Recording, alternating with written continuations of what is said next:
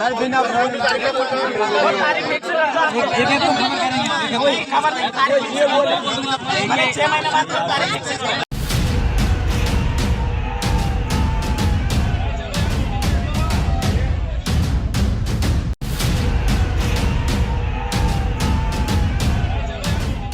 Interview निरस्त होने से नाराज हुए दिव्यांगजनों ने किया राजधानी भोपाल के जल संसाधन विभाग के सामने प्रदर्शन किया। दिव्यांग अभ्यर्थियों का कहना है कि 22 और 23 तारीख को हमारे इंटरव्यू होने थे और हम प्रदेश पर से आए हुए हैं, लेकिन यहां आने के बाद हमें पता चला कि हमारे इंटरव्यू निरस्त कर दिए गए हैं। इसकी जानकारी जन साधारण विभाग के अधिकारियों ने हमें नहीं दी है। वहीं दूसरी ओर अधिकारियों का कहना है कि हमने अखबार के माध्यम से ये जानकारी सबको दे दी थी कि 22 और 23 तारीख को होने वाले इंटरव्यू आचार संहिता के चलते निरस्त कर दिए गए हैं। आक्रोश में आए दिव्यांगजनों ने प्रशासन के खिलाफ नारेबाजी की और कहा कि जब तक हमें अगली डेट का पता नहीं चलता तब तक हम यही डटे रहेंगे। निकाली गई, वांट्स निकाली गई, नोटिफिकेशन दिया गया न्यूज़पेपर में, वो ठीक है।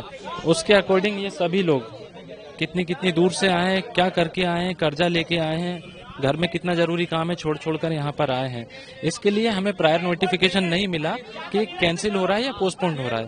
अगर पोस्टपोन्ड हो रहा होता, नहीं मैम गलत है मैम, हमें किसी न्यूज़पेपर में कोई भी नोटिफिकेशन नहीं मिला है। और अभी मेरे पास में एविडेंस है, इन लोगों ने एक पैम्पलेट चिपकाया हुआ, उसमें डायरेक्ट निरस्त का लिखा है, पोस्टपोन करने का नहीं लिखा है। लोगों ने एडवर्टाइजमेंट निकाले।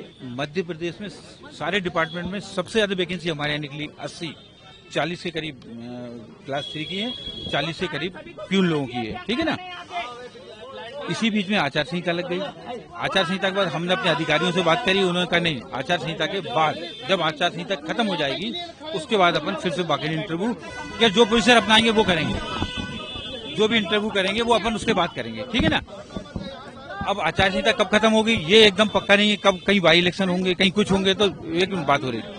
जिस दिन आचार संहिता क्लियर हो जाएगी उसके बाद हम 15-20 दिन 1 महीने का टाइम देंगे और जो प्रोसीजर होगा वो हम अडॉप्ट करेंगे। ऐसा अब आप एक बताइए, जितने लोग हमने 6000 एप्लीकेशन आई हमारे पास, हमने जिन पेपर में एडवर्टाइजमेंट दिया उन्हीं से तो ये लोग आए हैं ना, और उन्हीं सब पेपर में हमने कैंसिलेशन का भी दिया है, तो ये कैसे पॉसिबल, इनको नहीं मालूम होगा। स्थगित जो किया है हमने वो सारे पेपर में दिया, ये सारी कटिंग रखी है, आप देखिए। सोनपुर है, मैं राहुल नगर से आई हूँ।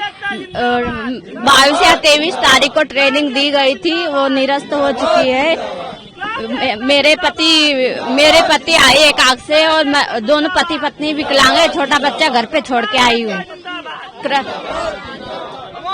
अभी आए तो निरस्त हो गए, सब बता रहे हैं। दूसरी बात, कुछ इसके बारे में कुछ मालूम ही नहीं है, पता ही नहीं, बताया गया नहीं है इसके बारे में।